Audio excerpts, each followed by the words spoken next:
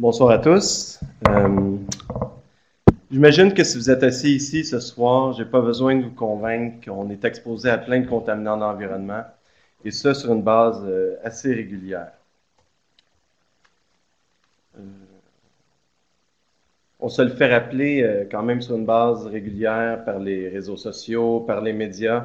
Je suis allé chercher quelques articles qui sont parus dans le Devoir, dans la presse, dans le Journal de Montréal, et qui parlent un peu de cette problématique-là.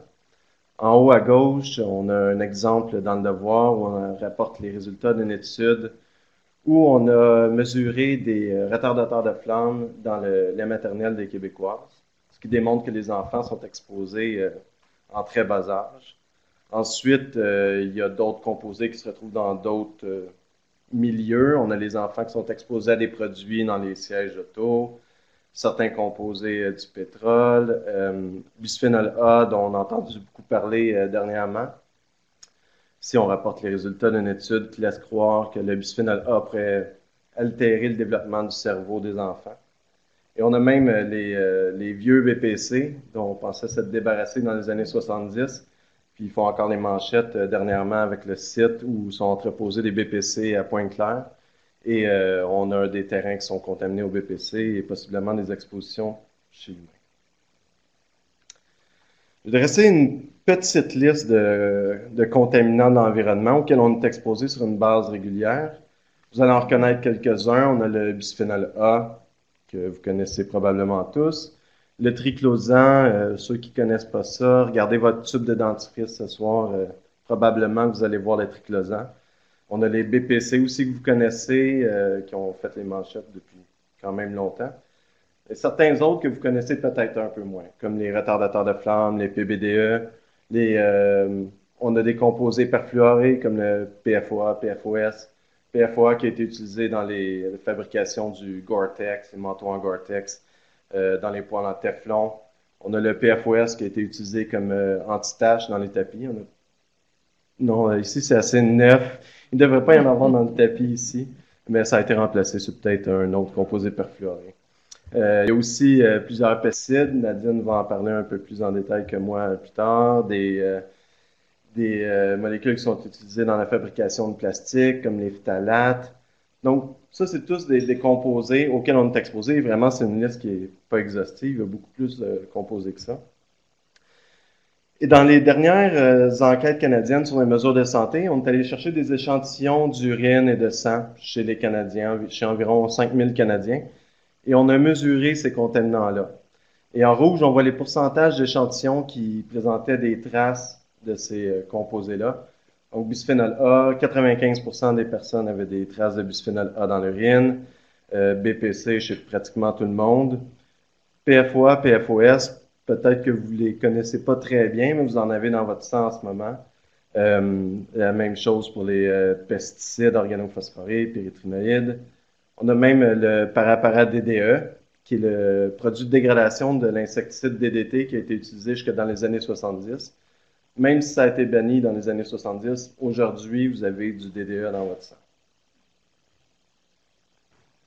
Un des problèmes avec ces expositions-là, c'est qu'on connaît très peu sur la toxicité des composés qui sont sur le marché. En ce moment, il y a environ 85 000 composés chimiques sur le marché et on connaît la toxicité de quelques centaines d'entre eux, quelques milliers tout au plus. La raison pour ça, c'est que tester une molécule pour évaluer sa toxicité, ça coûte extrêmement cher. Ici, j'ai trouvé les chiffres juste pour tester, voir si une molécule est cancérogène. Donc, ça peut causer le cancer, promouvoir le cancer. Donc, les essais consistent en des expositions animales, des expositions de cellules en culture. Ça coûte environ 6 millions de dollars et ça prend 3 ans. Donc, c'est déjà des gros montants, mais si on multiplie ça par 85 000, on se rend compte que c'est vraiment exorbitant. C'est pas vraiment réaliste de penser qu'on est capable d'évaluer tous les composés qui sont sur le marché dans un temps qui est raisonnable. Un autre problème qu'on a dans le monde de la recherche, c'est qu'on est tout le temps en retard sur l'industrie. Avec les méthodes qu'on a en ce moment, on n'est pas capable d'aller au même rythme que l'industrie. Puis un bon exemple de ça, c'est le bisphénol A.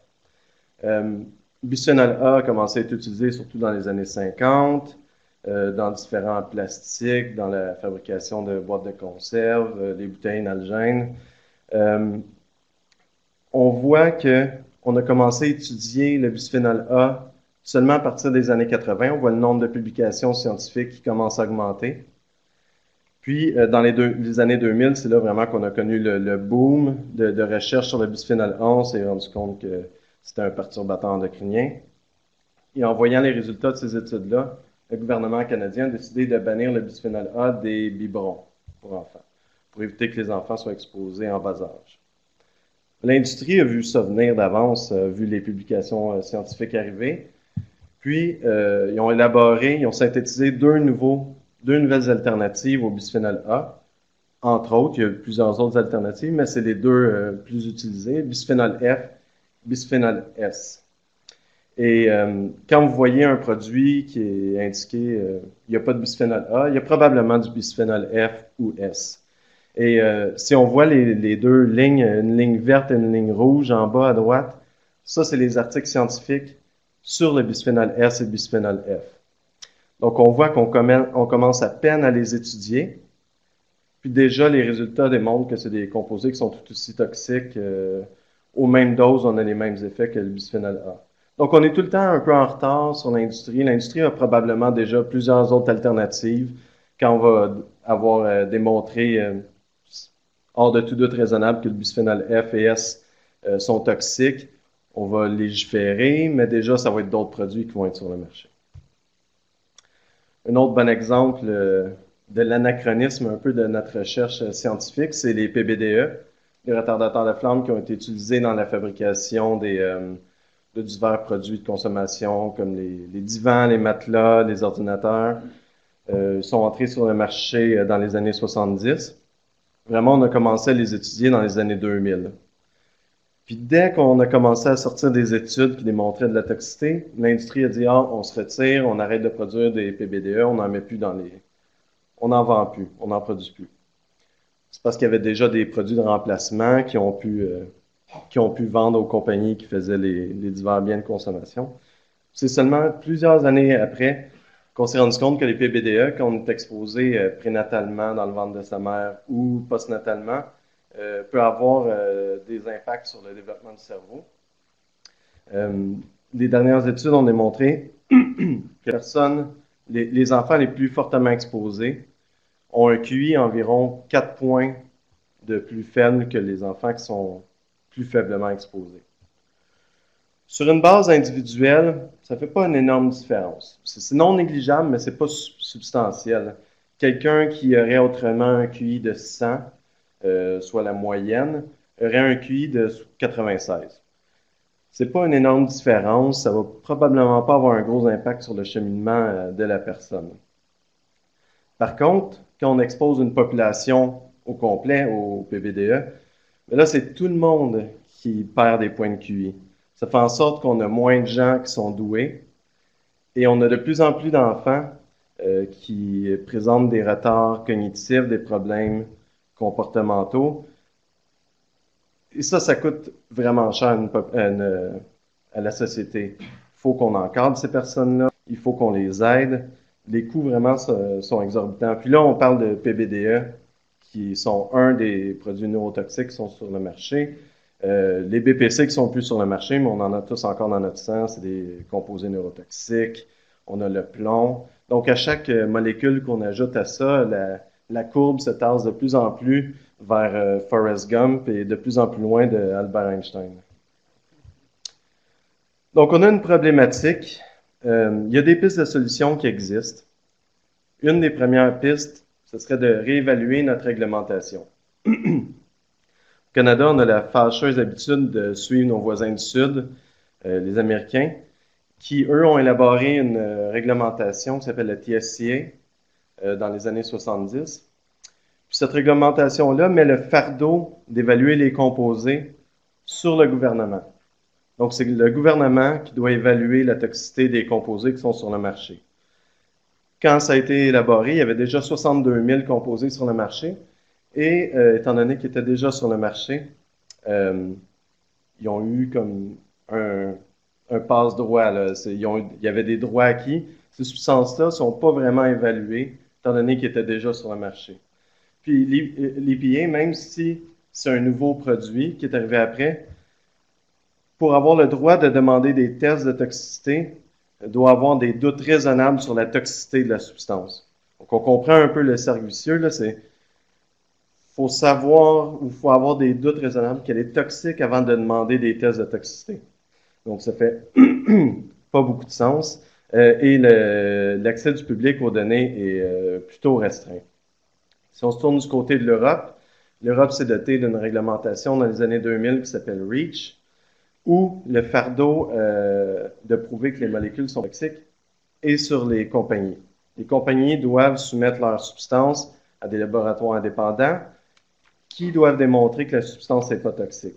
Il n'y a pas de clause grand-père. Si une molécule est sur le marché, produite à plus qu'une tonne par année, elle doit être évaluée. Puis la façon que la réglementation est faite, il y a un accès du public aux résultats. Donc, si on veut savoir à quel point une molécule à laquelle on est exposé est toxique, c'est plus simple d'avoir accès. Une autre piste de solution, c'est de changer nos méthodes expérimentales. Comme on a vu, tester nos molécules chez des animaux, ça prend du temps, ça coûte cher, c'est pas vraiment efficace. On ne sera pas capable d'accomplir la tâche d'évaluer les 85 000 produits. Donc, on a quand même évalué la toxicité de quelques centaines de composés, quelques milliers. Donc, on a des bases de données où on a des molécules et des effets toxiques. Une approche méthodologique qui permettrait d'aller plus vite, c'est de développer des modèles prédictifs à partir de ces bases de données-là, où on associe certaines propriétés structurelles des composés avec des problèmes, avec des effets toxiques. Donc, possiblement que quand il y a des anneaux benzène, les petits ronds dans les molécules-là, possiblement que quand on en a deux, on a plus souvent affaire à un perturbateur endocrinien. Donc, on va aller chercher les associations entre certaines propriétés structurelles et des effets toxiques. Une fois qu'on élabore nos modèles prédictifs à partir des données qu'on a, on peut prendre une nouvelle molécule qu'on veut mettre sur le marché, appliquer notre modèle prédictif et estimer si cette substance-là est susceptible d'être toxique. C'est pas parfait, mais ça nous permet d'identifier quelle substance devrait être priorisée pour la recherche. Une autre solution, c'est de changer les méthodes expérimentales au niveau des tests vraiment en laboratoire.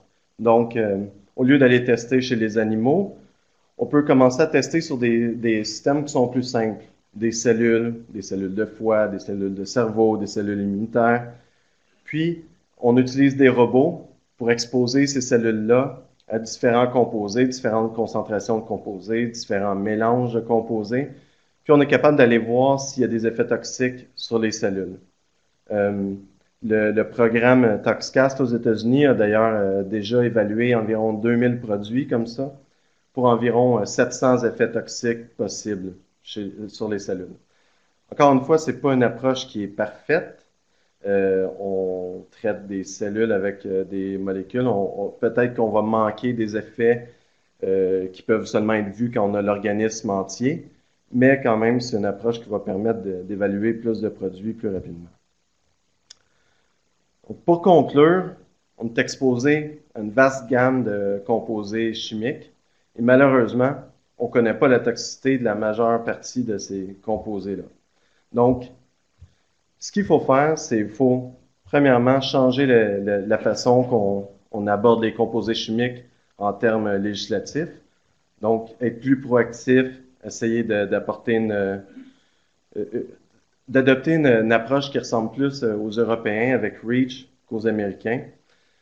Aussi, idéalement, il faudrait changer nos méthodes et de plus en plus, on se tourne vers des méthodes, des modèles prédictifs et des méthodes robotisées pour faire ça. Je vais vous laisser sur mes coordonnées. S'il y a des questions auxquelles on n'a pas le temps de répondre dans la période de questions, vous pouvez me contacter. Puis je vais laisser la parole à Nadine pour qu'elle nous parle de pesticides.